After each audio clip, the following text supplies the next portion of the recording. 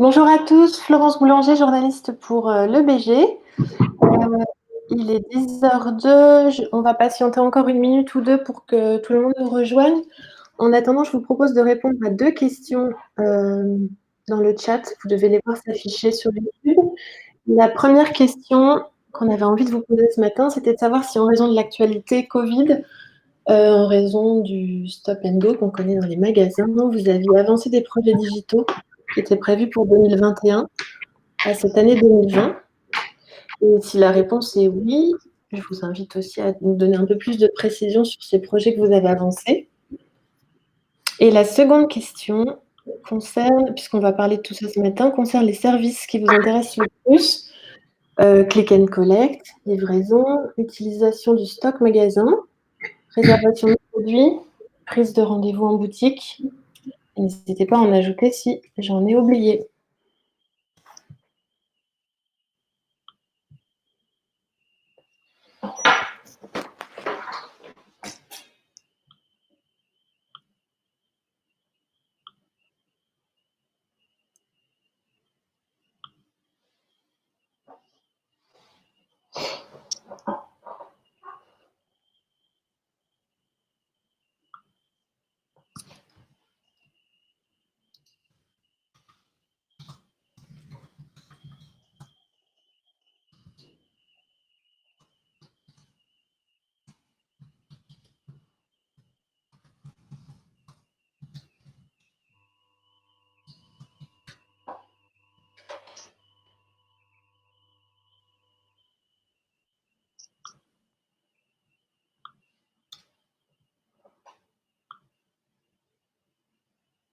Bon, écoutez, 10h04, je pense qu'on peut y aller.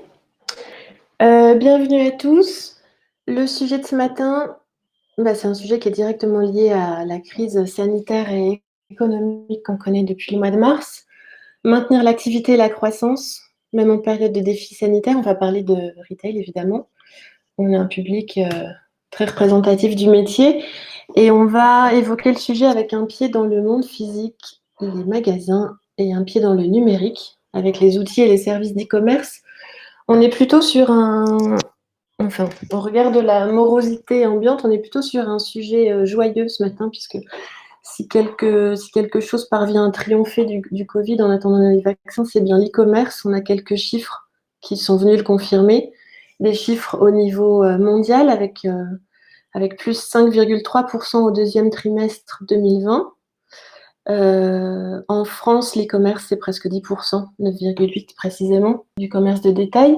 Et la FEVAL a parlé dans ses communiqués récents d'un rôle d'amortisseur économique en période de crise et de fermeture des boutiques.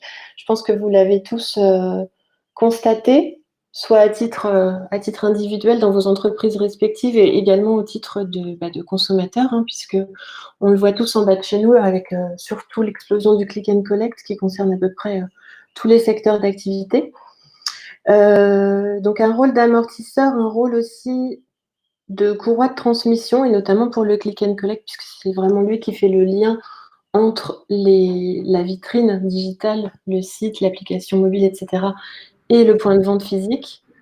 C'est vraiment un dispositif. On va parler pas mal ce matin de click and collect, pas que, mais on va quand même être assez focalisé là-dessus, puisque c'est vraiment un dispositif stratégique qui permet de protéger le trafic, en fait, de tenir bon, de conserver le trafic en magasin, même quand ce trafic s'arrête devant la porte pour venir chercher son paquet.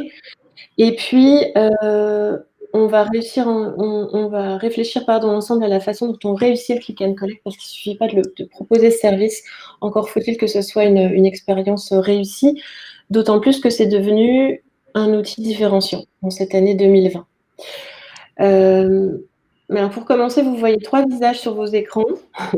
Je vais commencer par passer le micro à Eric et Thierry, puisque comme ça, ils pourront se présenter, vous dire un peu sur quoi ils travaillent. Donc, Eric, Thierry, à vous de jouer. Est-ce que vous pouvez nous dire en 2 mots quelles sont vos fonctions et puis nous raconter un peu votre année 2020, nous dire ce que vous observez sur le terrain depuis le premier confinement en mars, et puis ce qui fait écho en fait chez vos propres clients, quel comportement des acheteurs, quelles nouvelles attentes. Thierry, si tu veux commencer. Oui, merci Florence. Bonjour. Je suis Thierry Rudewski, je suis cofondateur de Zento, qui se présente comme étant l'agence du commerce unifié.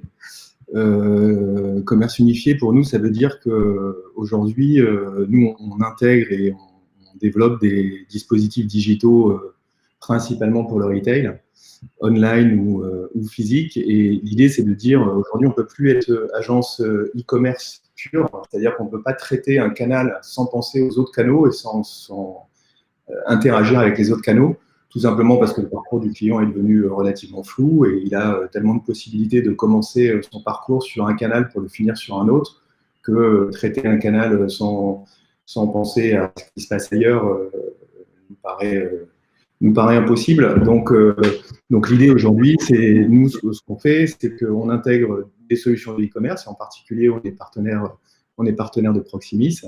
On intervient sur des dispositifs digitaux directement in-store, donc in situ pour soit venir en aide aux vendeurs, soit venir en aide aux clients. Et puis, on met en place les référentiels communs qui permettent de relier tout ça et d'assurer aux clients une expérience unique. Et donc, en particulier, des référentiels produits qu'on appelle des PIM et dont j'imagine on parlera un petit peu plus tard.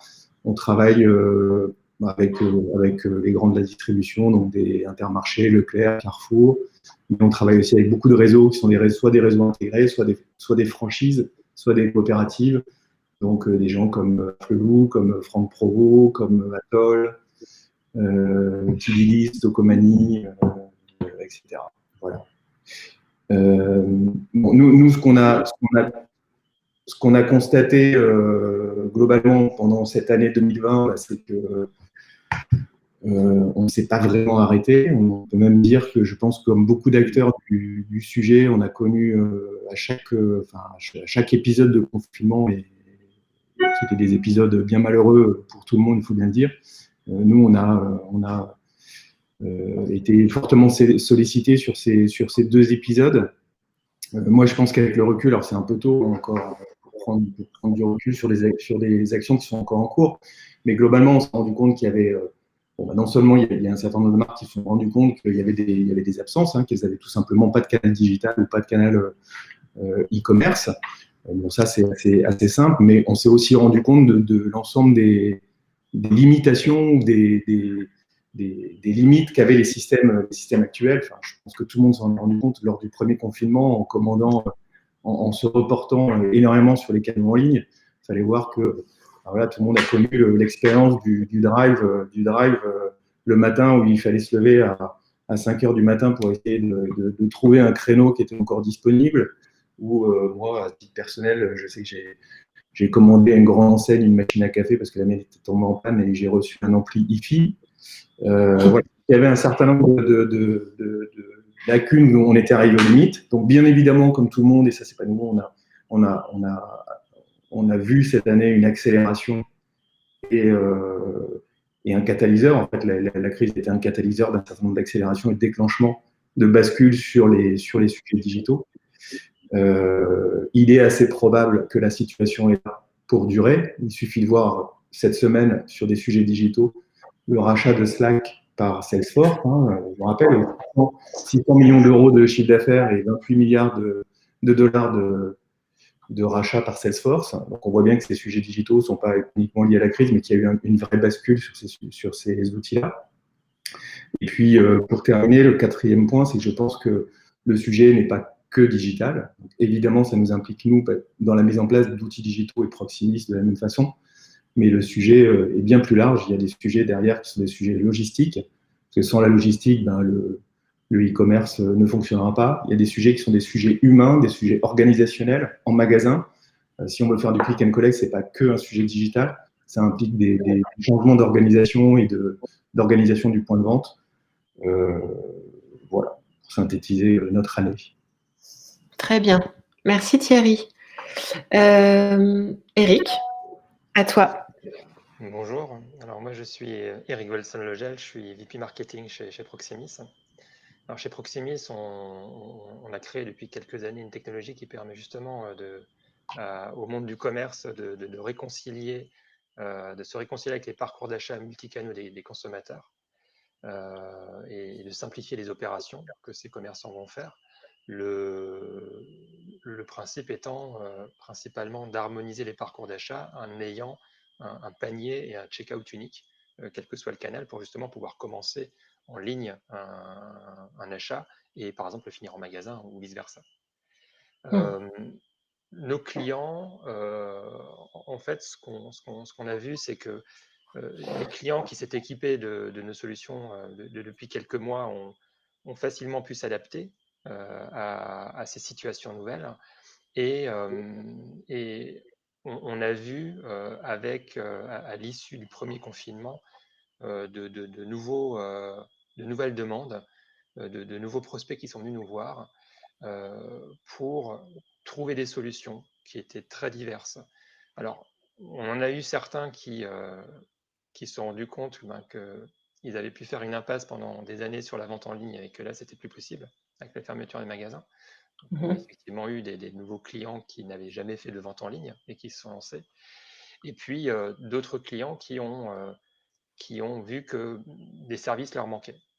Ce n'est pas des services nouveaux qui leur manquaient, puisque tout ce qu'on vient d'évoquer comme service, click and collect, par exemple, ce sont des services déjà anciens. On n'est pas sur des innovations 2020, mais c'était le coup de OK, on a tardé, on a postponé, on s'est dit on va faire ça plus tard, et puis là, le plus tard est arrivé à sa limite et il a fallu bouger.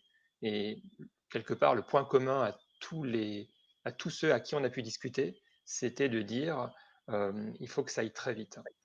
J'ai pas le temps de lancer un projet sur un an.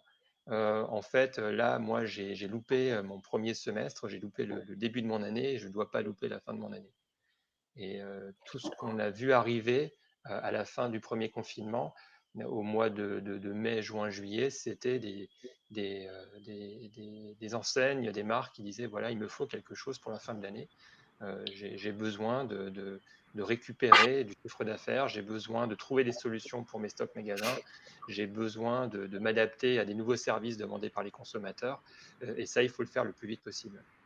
Et ça a été assez intéressant d'un point de vue manière d'aborder le projet, que là, on a un driver qui est différent, qui n'est plus de dire, voilà, je lance un gros projet, je fais ma liste au Père Noël. Non, j'ai besoin d'une solution rapidement sur ce point-là, sur ce point-là, sur ce point-là. Et ça a été très, très fort. Et on a comme ça certains clients qui ont signé en juin pour des projets qui sont sortis en octobre ou en novembre, là où ce type de projet aurait pu prendre beaucoup plus de temps, mais parce que tout le monde s'est mis on va dire, en focus pour le réaliser, et notamment chez le client, les équipes se sont mobilisées pour arriver aussi à avancer très vite. C'est comme le disait Thierry, c'est pas qu'un sujet technique, c'est pas qu'un sujet technologique, c'est aussi un sujet d'évolution dans l'entreprise, de faire en sorte que on ait des services qui ne se parlaient pas, qui doivent se parler.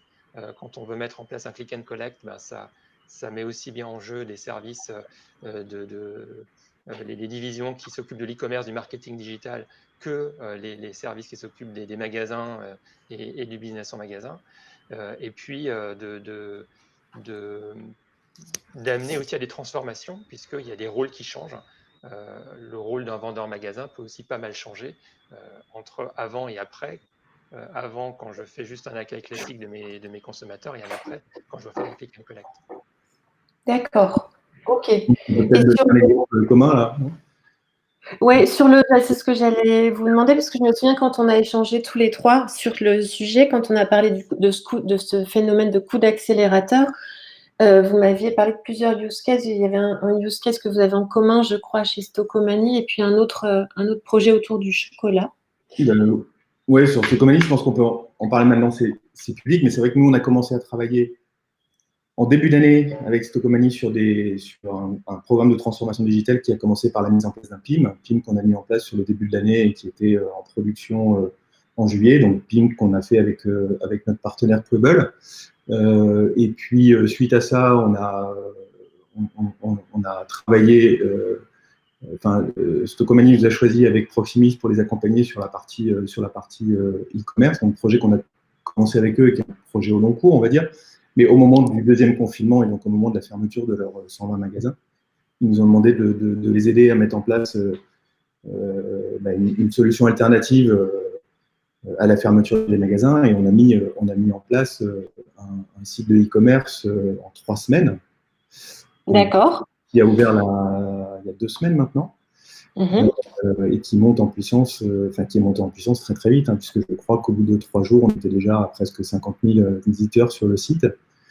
Et ce qui a permis de trouver une alternative à la fermeture des magasins et lancer le sujet. Et je pense qu'effectivement, c'était important qu'on ait mis les bases, mais on en parlera peut-être après, c'était important qu'on ait mis les bases, et en particulier ce référentiel produit, ce PIM en amont, ce qui nous a permis de réagir relativement vite sur la mise en place derrière du canal e-commerce. Oui, c'est ça, parce que dans Stockomanie, un des stockers, comme son nom l'indique, 120 magasins, tu l'as dit, ils ont pris la décision en 2 jours et vous l'avez réalisé en 3 semaines. Et pour autant, derrière, ça ne marche pas s'il n'y a pas les fondations, quoi. Ouais. Ok. Et sur le cas chocolat, pardon. Ça c'est un cas très intéressant parce qu'il y a 2 aspects intéressants dans ce cas-là. C'est que tout d'abord, c'est un chocolatier qui nous a contactés encore avant la fin du premier confinement, puisque on arrivait à Pâques et là c'était un peu le branle-bas de combat, puisque on est dans une situation où on est dans un business plutôt où Pâques est un des temps forts, comme l'est maintenant la fin d'année. Ça fait partie des temps forts de ce métier de confiseur. Et là, c'était est-ce qu'il y a des solutions ultra rapides à mettre en œuvre pour arriver encore à gérer ça? Alors, bien évidemment, en quelques jours, ça peut être limité puisqu'il faut des fondations, il faut des choses en place. Et ce qu'on leur a proposé, c'est d'accélérer les choses pour être prêt pour la fin d'année et de ne pas louper la fin d'année. Avec la particularité que ce chocolatier, en fait, c'est une franchise et que qu'on soit dans le monde franchise ou coopérative, on est face à un ensemble d'acteurs qui peuvent être des indépendants. Et il s'agit de trouver la bonne manière de faire travailler ensemble ces acteurs-là, puisque assez souvent, dans un business comme ça, on voit le site e-commerce comme un canal totalement à part, qui parfois est perçu comme un concurrent des points de vente.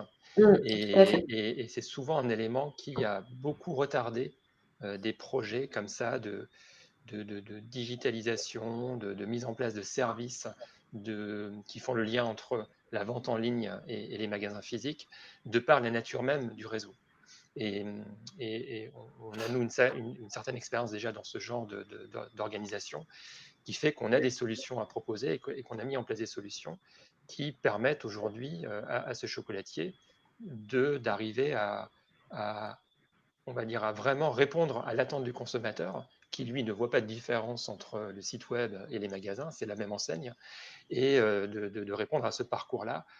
Et la solution, c'était pas juste de dire on met en place un service en particulier qui est le click and collect, mais c'est de mettre les fondations qui permettent d'ouvrir le maximum de services possibles qui sont ceux qu'attendent les consommateurs. Et en l'occurrence, c'est chez ce chocolatier, ces services-là, en fait, sont très divers, puisqu'il s'agit de pouvoir permettre à un consommateur de se faire livrer classiquement les chocolats qu'il souhaite. Ils ont même ouvert à cette occasion-là la livraison express, c'est-à-dire de se faire livrer dans la journée, en quelques heures, à partir d'une boutique, mais aussi de pouvoir faire du click and collect en boutique, en 2 heures par exemple, de dire j'achète et je paye en ligne et je vais retirer dans l'heure qui suit ou dans les 2 heures qui suivent en boutique des produits. Tout ça pour arriver à répondre à toutes les situations que rencontre le consommateur, à toutes les envies qu'il peut avoir, à tous les besoins qu'il peut avoir, et pas juste se limiter à 1 ou 2 services. Et ça, quand on parle de mettre en place des fondations, quand ces fondations-là du commerce unifié sont bien mises en place, ces services-là sont simples à ouvrir. Ce n'est pas des services qui nécessitent de gros projets, ce sont des choses qui sont juste à activer. Et ça, c'est la grande différence dans cette approche de commerce unifié, c'est de se dire tout est en place en fait pour ouvrir le service qu'attend le consommateur. Est-ce que j'ouvre simplement une petite parenthèse pour rappeler à ceux qui nous écoutent que bien évidemment, vous êtes invités à nous poser toutes les questions que vous voulez sur le chat. Mon collègue Enzo va nous les faire remonter. On a parlé donc dans les deux exemples que vous venez de donner, Eric et Thierry, on voit bien que pour les commerçants concernés, c'est vraiment une question de survie. C'est pas des projets sur lesquels on peut se permettre de se planter. Thierry, tout à l'heure, tu as parlé je crois que tu as utilisé le mot de catalyseur pour définir cette période. Il me semble que tu m'avais aussi parlé de révélateur dans le sens où parfois ces projets-là n'ont pas été avancés parce qu'ils existaient déjà, enfin ces services-là ils étaient déjà dispo du client. Simplement, ils marchaient plus ou moins bien et c'était pas trop grave, c'était moins bien. Mais en cette année 2020, c'est devenu critique. Il faut que ça fonctionne. Et est-ce que tu peux nous donner quelques exemples de cas pour lesquels ça a fait remonter des frictions? Alors, je crois que tu m'avais parlé du click and collect qui était parfois pris en charge par le personnel du SAV. Oui, alors c'est sûr que là, on était dans une situation qui était quand même une situation qui était extrême, et on espère tous qu'on ne va pas vivre un troisième confinement et une troisième situation identique. Donc, forcément, les choses vont s'améliorer, les choses vont se lisser, etc. Maintenant, il en demeure pas moins qu'il reste deux choses. Premièrement, que les gens ont quand même vu que c'était pas si compliqué d'utiliser du drive, du click and collect, et des choses comme ça. Et donc, on peut penser que les millions de clients qui se sont déportés du magasin vers le digital ne reviendront, enfin, en tout cas, resteront, une partie importante restera sur le digital, donc vont continuer à utiliser ces services et donc vont les solliciter de plus en plus fort. Et la deuxième chose, c'est que, en fait, finalement, même si on a envie de revenir tous et de tous retourner en magasin parce que c'est un plaisir aussi d'aller se balader, il en reste pas moins qu'il y a un certain nombre d'irritants qui vont rester, enfin d'irritants, de barrières qui sont nouvelles et qui vont rester. Le port du masque, la distanciation sociale, le nombre de personnes dans le magasin, etc. Toutes ces choses-là vont rester. Donc, on va utiliser ces services-là. Et c'est vrai qu'on va repenser, et en particulier sur le click and collect, on voit que effectivement, le click and collect, c'est pas nouveau, c'est pas des choses qui sont apparues sur cette année, c'est des choses qui existaient déjà sur les années précédentes et qui étaient déjà bien utilisées. Et on voit quand même que, même si le service digital était bien développé, on voit que l'exécution en magasin, elle n'était pas toujours idéale. Et c'est vrai que l'idée de faire du click and collect, c'est de se dire, bon, je vais en magasin derrière, mais je vais retirer mon bien tout de suite. Je ne vais pas refaire la queue, je ne vais pas repasser en caisse, je ne vais pas aller dans un hangar pour aller retirer et essayer de trouver quelqu'un pour reprendre le temps. Et on voit qu'il y a beaucoup d'enseignes qui traitaient le click and collect comme étant en magasin une espèce d'excroissance du SAV. Donc, on arrivait avec les gens qui venaient faire réparer leur outil, ou on passait au SAV pour retirer un produit, et on attendait, et on avait des nouveaux irritants, etc. On voit que tout ça, c'est en train de bouger. Nous, on travaille beaucoup, et je crois que Proximus aussi, on travaille avec des agences retail. En particulier, nous, on a un partenariat historique avec une agence qui s'appelle Market Value. L'idée aujourd'hui, c'est ensemble de se dire, bon, OK, nous, avec Proximus, on est capable d'apporter la brique digitale qui va venir se plugger sur le site de e-commerce pour apporter le service de click and collect. Et avec Market Value, on va apporter le parcours en magasin, la signalétique, le corner qui va permettre d'accueillir le client sans qu'il ait à attendre, etc. Voilà, parce qu'on s'est tous rendu compte de ce qui se passait, voilà, sans citer des grandes enseignes. Mais enfin, on a bien vu que ce qui restait à peu près, ce qu'on pouvait encore faire au moment du premier confinement, c'était du bricolage dans la maison. Et s'il fallait réussir à faire du click and collect pour aller s'acheter une pince ou de la peinture, bon, voilà. Moi, je me souviens que le produit apparaissait en ligne. Le temps qu'on clique dessus, il avait déjà disparu du click and collect. C'était des expériences qui étaient quand même très, très compliquées, quoi. Donc, je pense que ça nous a permis, et ça a permis à beaucoup de monde, à nos clients ou à nous, de se rendre compte qu'en fait, le sujet, il est bien plus vaste que le digital, qu'il faut qu'on y réponde ensemble, en accompagnant nos clients sur ces sujets-là. Et voilà. Et donc, je prenais, je crois aussi, un exemple qui est aussi sur un autre sujet, mais qui est un exemple lié au service, parce que là, on parle de retrait de produits, mais on peut parler aussi e-réservation. Nous, on travaille beaucoup pour le groupe de Franck Provost. On a développé des applications mobiles qu'on a mis en ligne cet été, là. Donc, des applications mobiles pour Franck Provost, Jean-Louis David, Saint-Algue, je crois qu'on en a sorti 6 ou 7, avec une fonctionnalité essentielle qui est la réservation. Et on a bien vu que là, pendant la période du deuxième confinement, ces applications, elles ont permis aux clients de préparer la sortie du confinement et de réserver leur visite en salon de coiffure et prendre les rendez-vous qui allaient bien, ce qui était impossible avant la crise. Donc, ce n'est pas un projet qui est lié à la crise, mais qui a permis d'apporter des nouveaux services et qui ont été boostés par cette période de confinement. D'accord, ok. Écoute, en t'écoutant, on peut peut-être se prendre quelques minutes pour faire un petit point vocabulaire. On a parlé tout à l'heure, Eric a parlé de commerce unifié. On a commencé à aborder le sujet des solutions PIM et DAM. Mais même si c'est du vocabulaire professionnel qu'on utilise, je pense, à peu près tous ici, on ne met pas forcément la même chose derrière. Donc, je pense que ce serait pas mal si l'un et l'autre, vous lanciez dans une petite définition du commerce unifié et des solutions PIM en nous expliquant en quoi d'ailleurs l'une influe sur l'autre. Puisque si j'ai bien compris, les solutions PIM et DAM, c'est vraiment le point de départ, le socle du commerce unifié. C'est un des socles, je pense. Moi, je vais peut-être commencer pour le commerce unifié. Ce qu'il faut bien voir, c'est que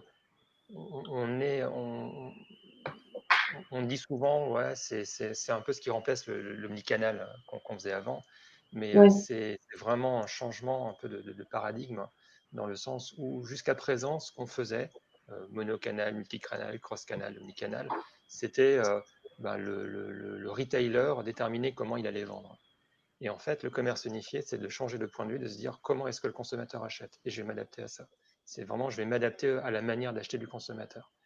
Ce qui veut dire que il faut le connaître, il faut savoir quels sont ses comportements, quels sont ses parcours d'achat, et s'adapter à ses parcours d'achat. Et ce qu'on voit, c'est que ces parcours d'achat aujourd'hui sont beaucoup plus complexes qu'avant.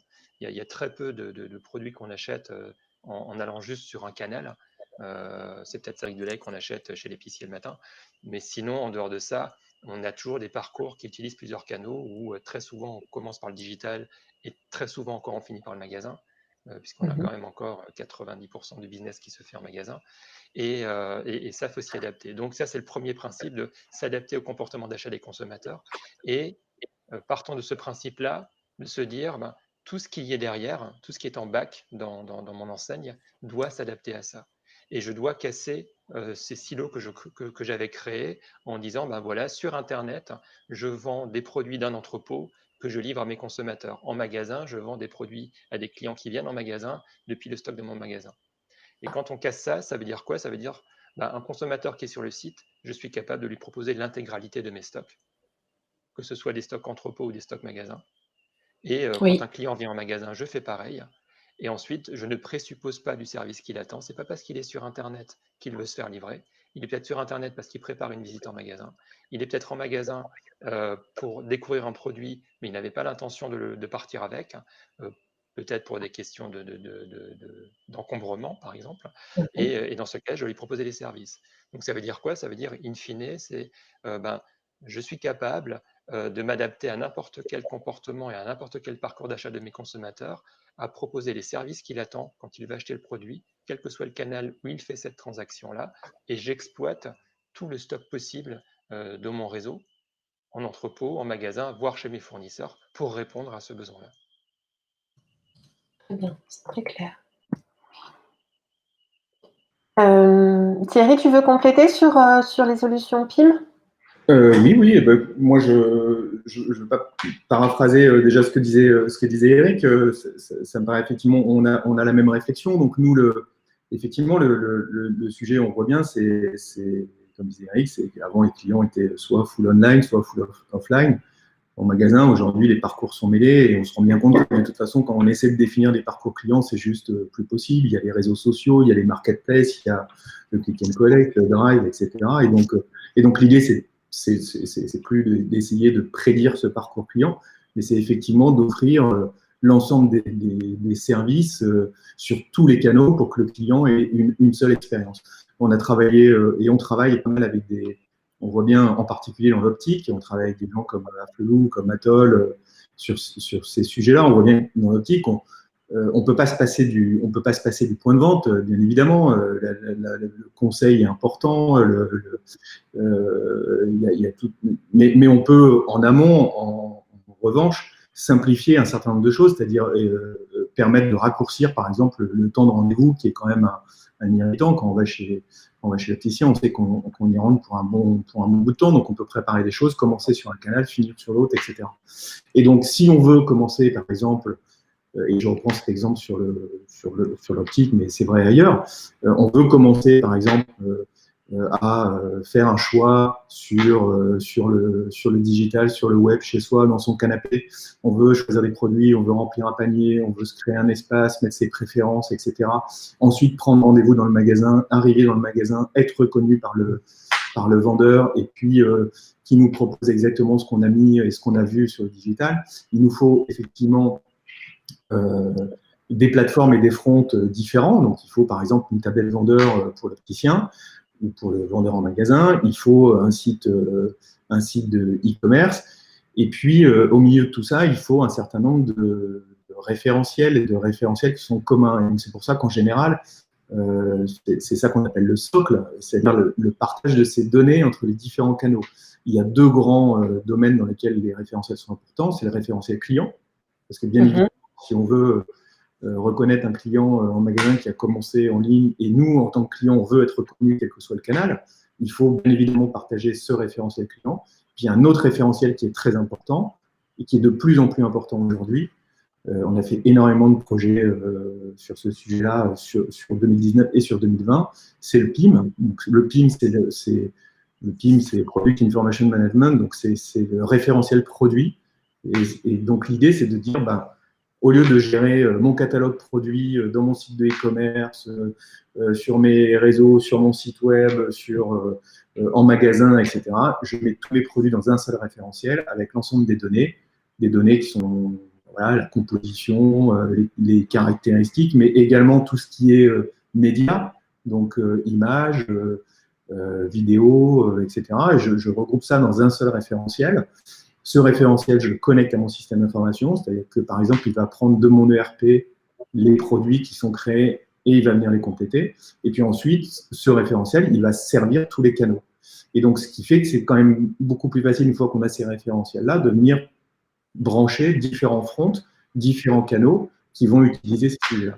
On peut se déployer comme ça assez facilement, par exemple, sur des marketplaces et dire demain, je vais vendre mes produits sur, je sais pas, sur un marketplace de la Redoute, ou les marketplaces de la grande distribution, etc. Enfin voilà, ça fluidifie. Et je pense que, encore une fois, ce que je disais tout à l'heure, ce qu'on a fait sur pas mal de clients pour ouvrir des canaux cette année, elle n'a été possible que parce qu'en amont, on avait posé ce référentiel produit en particulier. C'est ça, ok. Référentiel commun partagé, client, produit, indispensable dans une période tourmentée pour pouvoir réagir en fait et bouger rapidement le moment venu. Très bien. Surtout qu'on est dans une période qui est, de toute façon, je pense que on est tous incapables de prévoir. On a bien vu cette année. Il suffit de regarder les vœux de beaucoup de gens en début d'année et de se rendre compte qu'on est incapable de prévoir ce qui va se passer 3 mois après. Et donc le fait de ne pas pouvoir prévoir impose de se donner la capacité de pouvoir bouger très vite. Et donc la mise en place de ces socles, de ces référentiels, de ces services, permet derrière de déployer différents canaux beaucoup plus rapidement et de les faire évoluer. Très bien. C'est un atout de résilience, complètement. Ouais. Les marques qui sont équipées de ces dispositifs, qui se sont préparées au commerce unifié, ont été beaucoup plus résilientes que les autres. Eric, tu parlais notamment, parce que donc pour réussir ce très bel objectif qu'est la résilience, il faut effectivement concrètement mettre les mains à la pâte. Et tu parlais de quelque chose tout à l'heure qui est ultra concret, qui est le stock. Ultra concret avec un back-office qui est parfois qui est complexe. Il me semble que tu avais évoqué aussi, au-delà des sujets strictement logistiques, le point propriété des stocks, propriété du client. Est-ce que tu peux nous détailler un peu ça et peut-être en revenant sur un cas qui est, je pense, un cas d'école, c'est le cas Jouet Club, puisque c'est un statut coopératif avec des magasins qui étaient autrefois très indépendants les uns des autres, qui ne partageaient à peu près rien. Donc l'effort qui a été consenti pour mettre en commun des ressources est important. Donc je pense que c'est un bon use case à partager ce matin. Exactement. Alors déjà, le premier exemple d'exploitation de stock, c'est que on disait que le click and collect n'est pas une invention de 2020, évidemment. Ça fait longtemps qu'on propose aux consommateurs qui achètent en ligne de récupérer leurs produits en magasin.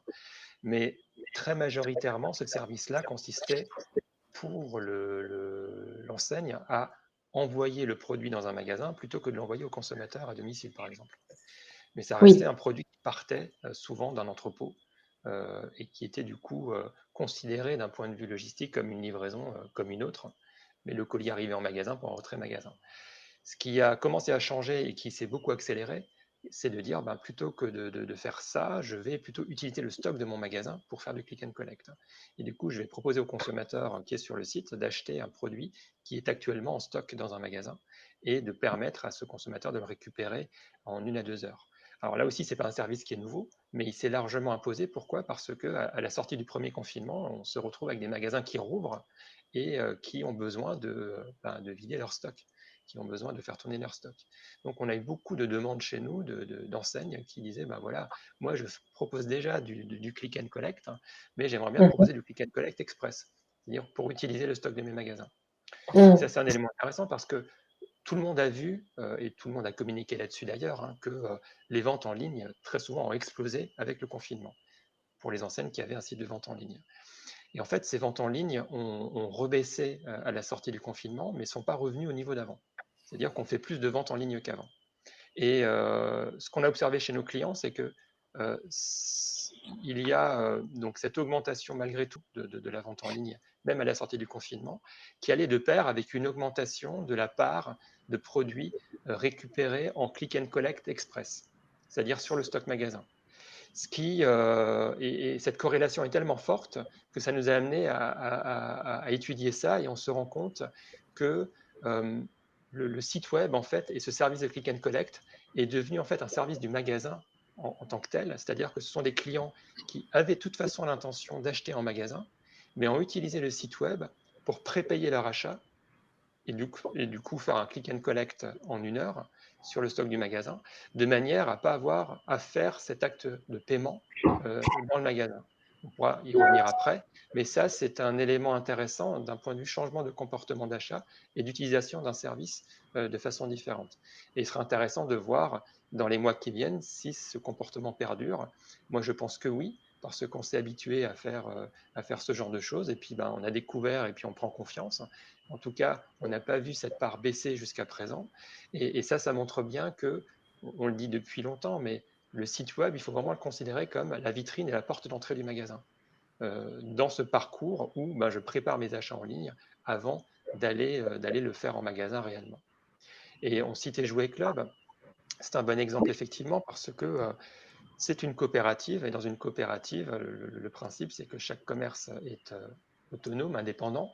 Il y a un chef d'entreprise dans chaque magasin et il y a une mise en commun de pas mal de choses. Chez Jouet Club, on met en commun une enseigne, on met en commun quelques services comme le site web qui va en ligne est un site web commun.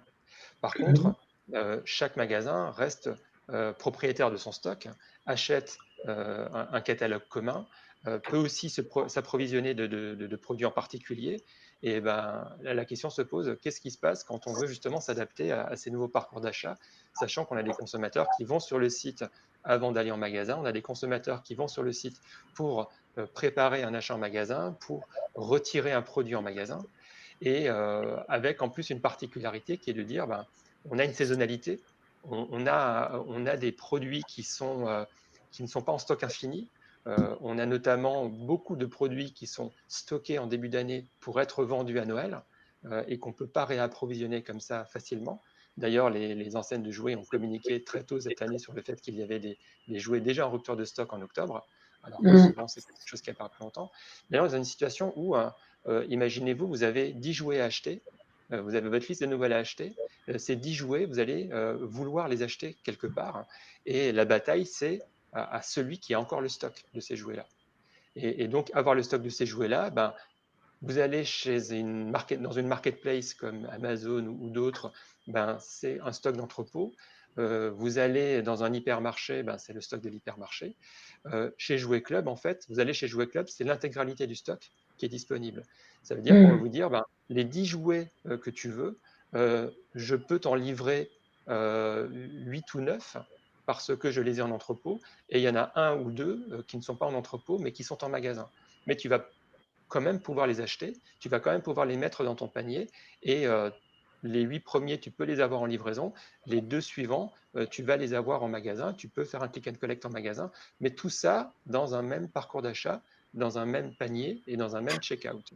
Ça veut dire que pour le consommateur, ça devient invisible d'une certaine manière. D'où vient le produit, d'où vient le stock, même si on lui dit, ben, pour les 2 derniers, va en magasin les chercher, parce que pour l'instant, on ne peut pas te les livrer depuis un magasin, même si ça, Jouet Club est en train de le mettre aussi en œuvre. Mais ça veut dire quoi derrière, d'un point de vue stock? Ça veut dire que le site web a vendu d'un côté les produits qui appartiennent à la centrale, de l'autre côté les produits qui appartiennent à une autre entité qui est le magasin, une autre entité juridique, un autre propriétaire de stock. Donc ça, il faut pouvoir le gérer.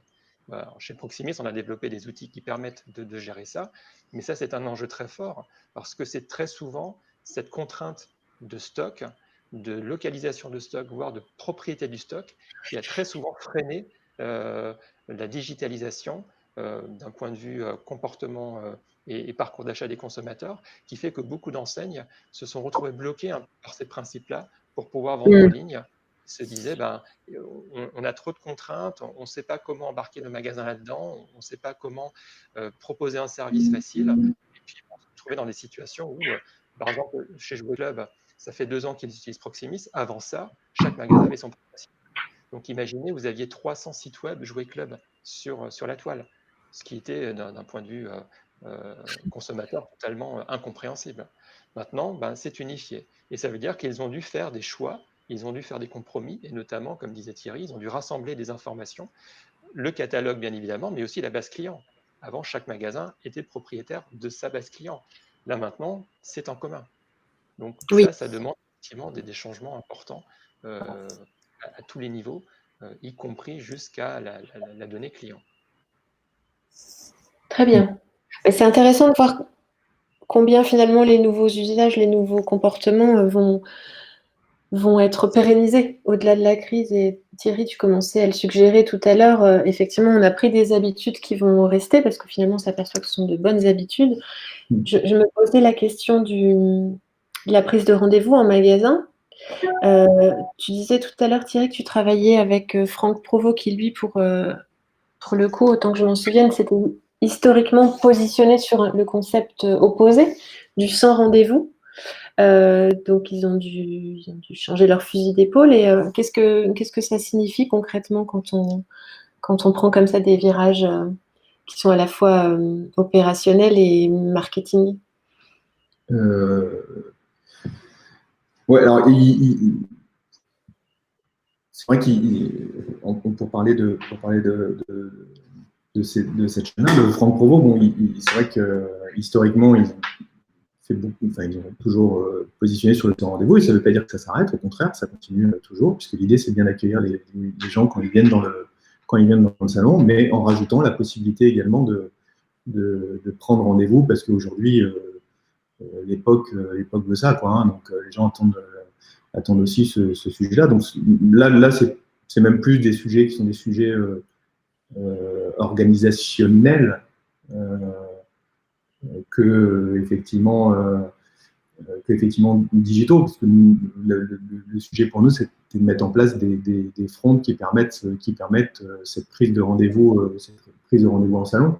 Après effectivement, pour eux, il y a un vrai challenge de se dire, bon, comment on organise ça, comment on récupère les rendez-vous, qui va s'en occuper, comment on assure la mise à disposition de ce planning, etc. Donc, c'est des vrais sujets, importants. Donc, ça rejoint ce que je disais tout à l'heure sur le fait que le sujet digital est une partie du sujet, et que l'idée, c'est que nous aussi, on accompagne ces changements en apportant des solutions technologiques et puis aussi les expériences qu'on a pu avoir un petit peu ailleurs. Voilà, mais tout ça, on voit bien que, alors, sans anticiper sur la suite, mais on voit bien que tout ça, comment dire, ces différents parcours sont en train de se mélanger, ou en tout cas, on essaie d'offrir aux clients le plus de possibilités et le plus de parcours possible. On voit bien qu'il restera encore un sujet à traiter derrière. Donc, enfin, plusieurs sujets. Déjà, comme disait Eric, effectivement, il y a le sujet de. C'est vrai qu'on n'aborde pas de la même façon les réseaux qui sont les réseaux intégrés, des réseaux de franchise, des réseaux de coopératives. Effectivement, il y a des sujets qui sont pas, encore une fois, des sujets techniques, qui sont le sujet de la propriété de la base client, qui, effectivement, et c'est normal, dans les franchises, appartiennent aux franchisés. C'est ses clients. Voilà. Donc, après, il peut déléguer le droit d'utilisation de cette base client au groupe pour permettre justement de mettre en place un certain nombre de services de ce type-là. Il y a le fait que la gamme de produits n'est pas forcément la même d'un magasin à l'autre. Et donc, il faut faire en sorte que si on fait du pick and click dans un magasin, et ben on ait accès, par exemple, à la gamme qui est présente dans ce magasin, ou alors d'unifier les stocks, comme disait tout à l'heure. Et puis ensuite, je pense qu'il restera, après, on y viendra peut-être derrière, mais il restera un sujet qui va probablement émerger assez fortement, c'est le sujet du paiement. Parce qu'aujourd'hui, si on veut mélanger ces expériences, ben, il faut qu'on permette aux clients de payer une seule fois. Et c'est pas parce que je fais, par exemple, du click and collect et que je viens chercher un produit en magasin que je peux pas en même temps en profiter pour prendre un deuxième produit ou un deuxième service. Et donc de passer par un deuxième système de paiement, etc. Nous, on avait étudié avec la grande distribution, dans un parcours global digital, le fait de dire si j'ai fait un drive, je vais récupérer mon drive, bah ouais, mais bon, en même temps, j'ai pas acheté sur mon drive, j'ai pas acheté les fruits parce que les fruits, j'ai envie de les voir, et donc je peux aller compléter dans le magasin les courses que j'ai fait au drive. Mais bon, si en même temps il faut que j'aille acheter 1 kilo de pommes dans le magasin et refaire la queue aux caisses, mon expérience elle est cassée. Donc on voit bien qu'il y a ce sujet du paiement et du fait qu'on puisse partager ce paiement sur tous les canaux qui va aussi devenir un sujet prégnant. Et ça, c'est vraiment aussi un sujet qui n'est pas forcément simple à appréhender.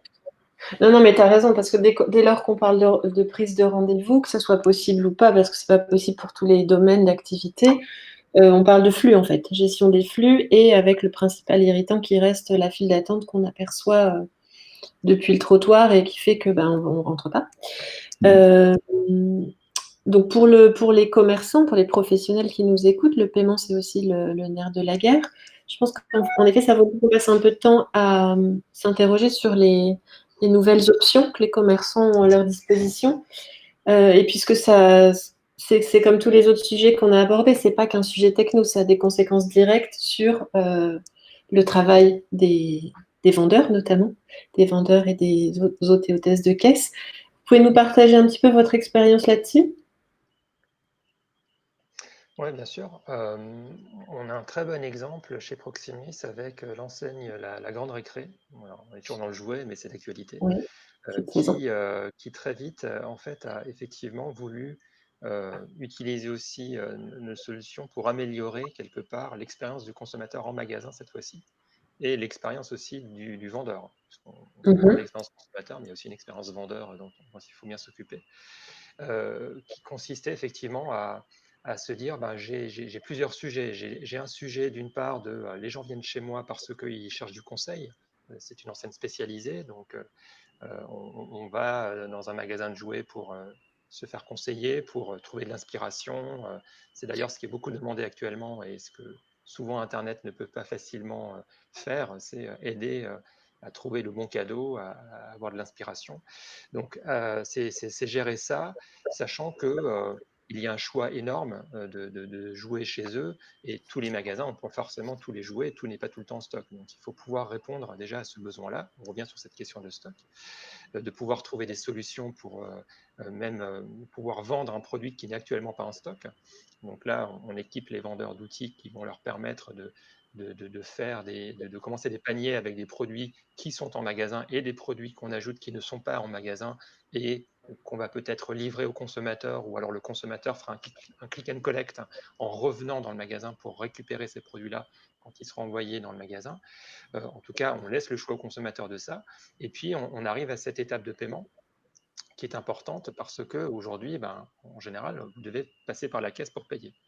Et ça pose deux problèmes. Le premier problème, c'est que quand on commence à proposer une expérience proche qui se fait en magasin, dans le rayon, avec un vendeur où on a fait une relation intéressante de confiance parce qu'on a pu répondre à toutes les questions du consommateur et à lui proposer toutes les solutions qu'il veut, de le renvoyer comme ça à la caisse et de perdre ce lien-là, ça peut être aussi on va dire gênant, embêtant dans cette expérience d'achat. Donc, pourquoi pas permettre d'encaisser directement dans le rayon et de ne pas passer par la caisse. Et en plus, l'inconvénient aussi de la caisse, c'est que très vite, quand il y a du monde, ça fait une file. Et on sait aujourd'hui que c'est même un repoussoir pour rentrer dans le magasin d'avoir à faire la file à la caisse. Et d'autant plus aujourd'hui, avec ces contraintes de nombre de personnes dans un magasin, avec ces contraintes sanitaires qui vont vous faire essayer d'éviter de toucher quoi que ce soit, y compris le terminal de paiement dans lequel vous devez mettre votre carte bancaire. Enfin, il y a tout un tas de choses qui fait qu'aujourd'hui, passer à la caisse, ça devient une épreuve. Et là aussi, du coup, ces solutions d'encaissement en rayon, n'importe où dans le magasin, par le vendeur directement, ça a été un grand succès chez la Grande Récré parce que ça permet de fluidifier l'intégralité, de simplifier le parcours, de fluidifier le passage en magasin, de faire en sorte aussi que on passe plus de temps à conseiller que du temps à encaisser et que ce temps-là, gagner globalement. Et quand on fait gagner du temps globalement à un consommateur, il va repartir une fois qu'il a le produit plus vite, ce qui permettra de refaire rentrer des gens dans le magasin. Donc ça, c'est assez intéressant quand on a à gérer un flux important parce que c'est c'est le gros enjeu depuis le week-end dernier des magasins de jouets d'arriver à faire rentrer assez de monde dans le magasin malgré les contraintes. Donc il y a tout un tas d'éléments qui font que on arrive aujourd'hui à fluidifier ce parcours d'achat en simplifiant des étapes. Et le paiement, c'est une étape qu'on peut largement simplifier aujourd'hui dans un point de vente. Et derrière, bien évidemment, on le simplifie pour le consommateur, mais il faut aussi veiller à ce que ce soit toujours simple, même si, comme j'ai évoqué tout à l'heure, une partie des produits que le consommateur a payés dans le magasin sont des produits qui n'appartiennent pas au magasin. Et là aussi, il faut trouver des solutions qui permettent de faire ça. Et ça, c'est des solutions qu'on a mis en œuvre. En tout cas, chez la Grande Récré, c'était une expérience qu'ils ont testée déjà le Noël dernier. Ils ont équipé leur magasin de ces solutions-là déjà la saison de Noël dernier. Ils ont très vite décidé en fait de l'ouvrir à un maximum, c'est-à-dire d'équiper tous les vendeurs possibles dans les magasins en début d'année. Et en fait, d'eux-mêmes, les vendeurs utilisent principalement cet outil mobile d'encaissement plutôt que la caisse. Alors même que la caisse pourrait être totalement accessible, mais parce que c'est devenu aujourd'hui beaucoup plus pratique, même pour eux, pour faire le travail de relation client, le travail d'encaissement qu'ils ont à faire avec leurs consommateurs. D'accord. Et il y a aussi, du coup, en t'écoutant, je me dis, là, en t'entendant parler de caisse, d'encaissement, de vendeur, il y a aussi là toute la symbolique de la ligne de caisse, le côté, c'est la barrière, enfin, c'est oui, le péage, la frontière, le contrôle, même si c'est un peu moins riant comme sujet, je pense que c'est important pour les professionnels. Est-ce que ce sujet-là est remonté à la surface, à la Grande Récré ou ailleurs? Oui. Alors, pour la Grande Récré, effectivement, c'est un élément important parce qu'auparavant, quand un client sort du magasin, qu'il y ait ou pas un vigile, mais globalement, on sait qu'il a payé parce qu'il était passé à la caisse. Donc la question ne se pose pas. Quand il n'y a plus de caisse, forcément, il n'y a plus ce passage à un lieu précis pour valider ça. Dans le cas de la Grande Récré, c'est tout simplement le fait que le vendeur accompagne le client vers la sortie. Tout simplement. Ils ont adapté en fait quelque part la mise en scène du service apporté par le vendeur au client. mais ce n'est pas forcément toujours Ouais, possible, hein. C'est pas simple et forcément dans tous les efficace. domaines, donc il faut trouver d'autres solutions par rapport à ça. On en a d'autres qui se penchent sur la RFID pour arriver à gérer cette situation, puisque un antivol dans un magasin est aussi capable de gérer souvent de la RFID et peut être capable de dire bah, les produits qui viennent de passer l'antivol sont des produits qui ont été effectivement encaissés, ou alors il peut y avoir d'autres moyens de faire, mais effectivement, à partir du moment où on a de l'encaissement mobile, il faut se poser la question de comment est-ce qu'on valide que les produits ont été achetés. J'ai un client qui lui a dit, ben, en fait, à la caisse, on mettait les produits dans un sac. Ben, le vendeur met aussi les produits dans un sac. Donc tout ce qui est dans un sac, globalement, normalement, a été Ah payé. oui, Voilà. C'est oui. aussi une autre manière de Solution faire, mais à astucieuse. chacun de trouver un peu sa façon de gérer cette question-là. Ok, super.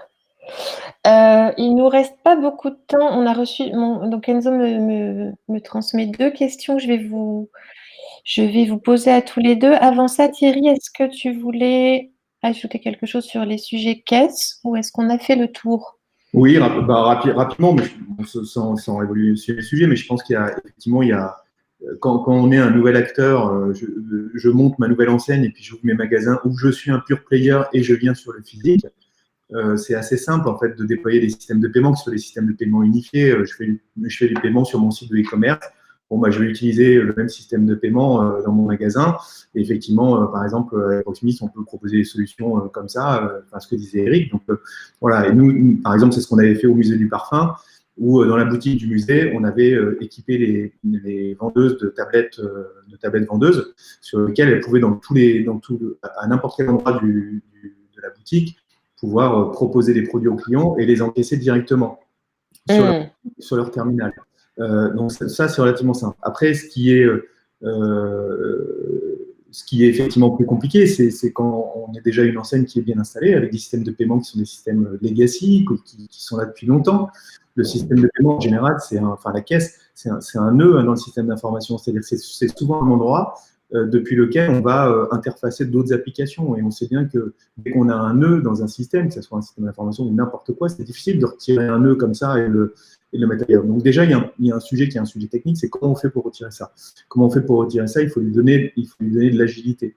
Donc encore une fois, je reviens à mes sujets de catalogue e-commerce et de PIM. Par exemple, on a travaillé avec Quable chez Deneville. La mise en donc toujours aussi des chocolats, mais la mise en place de ce PIM, elle permet de servir le site de e-commerce, mais elle permet aussi de servir les caisses en magasin. C'est-à-dire qu'on va partager le même référentiel. Donc déjà, on enlève un nœud. Puis après, il y a des sujets qui sont des sujets effectivement organisationnels et organisationnels et puis comment dire, de culture. On n'enlève pas une caisse comme on n'enlève pas effectivement une ligne de caisse comme ça dans un magasin. Nous, on a travaillé pour une grande enseigne de distribution. On a réfléchi dans un nouveau concept de magasin à ce parcours digital et le parcours client. Et à un moment donné, c'est posé la question de savoir si on pouvait retirer cette ligne de caisse traditionnelle. Donc techniquement, on peut le faire. Et nous, on est capable d'apporter des solutions techniques. Mais c'est vrai que ça implique énormément de choses que je peux tout à fait comprendre. Et il faut qu'on y aille tranquillement, doucement. Ça viendra. Mais voilà, il y a des sujets qui sont des sujets sociaux qui se posent. Et il y a des gens derrière ces caisses. Il y a des emplois. Qu'est-ce qu'on fait des emplois? Ça, c'est encore un autre sujet. Comment on réorganise? C'est-à-dire, le client, il sort, il a pris ses produits dans le magasin, il fait du self-checkout et il sort, etc. Enfin, il y a vraiment un sujet de culture. Mais on voit que c'est possible. Et encore, j'en parle encore plus librement, on en avait parlé ensemble, Florence, chez Otera, qui est pas un de nos clients, donc voilà, moi je suis client, qui est une chaîne de magasins qui promeut la consommation locale, enfin de produits locaux.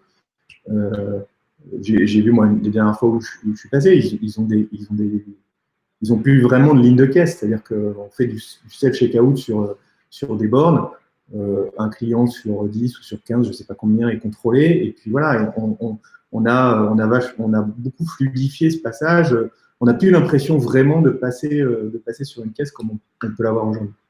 Ouais. Donc évidemment, ça va être un sujet de réflexion, c'est un sujet compliqué, plein de sujets, mais c'est un sujet qui avance, et en particulier, on y rentre avec des solutions comme Proximus, où on peut proposer le paiement en ligne sur le site de e-commerce, et puis aussi du self-checkout ou point d'encaissement mobile dans le magasin. Ok, très bien, merci. Il est 11h01, je vois qu'on a commencé à perdre du monde parce que les rendez-vous de 11h ont commencé. Donc, je vais vous faire monter, avant de couper, je vais vous faire monter une question du public à laquelle je suis bien incapable de répondre. Je vous la lis à tous les deux. Combien de temps pour mettre en place un click and collect sur son stock magasin? Est-ce que c'est quelque chose que je peux encore avoir avant Noël ou pour les soldes de janvier? Alors, je vais prendre la question. Ouais. C'est un projet en général qui se fait en 3-4 semaines. Donc, c'est quelque chose qui peut être encore juste là pour Noël, hein, vu qu'on est le 3. Ça va être très très juste. Par contre, effectivement, pour les soldes de janvier, c'est très opportun de mettre ça encore en place maintenant, puisque la situation ne va pas fondamentalement changer dans les semaines qui viennent. Le nouvel an ne va pas effacer tout ça, donc la question se pose de toute façon, et oui, pour janvier, c'est possible. Ok, donc jouable pour les prochaines soldes. Très bien. Dernière question et on raccrochera. Est-ce qu'il y a d'autres moyens que le click and collect pour vendre le stock magasin en ligne? Je ne sais pas qui de vous deux veut s'en saisir. Alors, je peux apporter une partie de la réponse.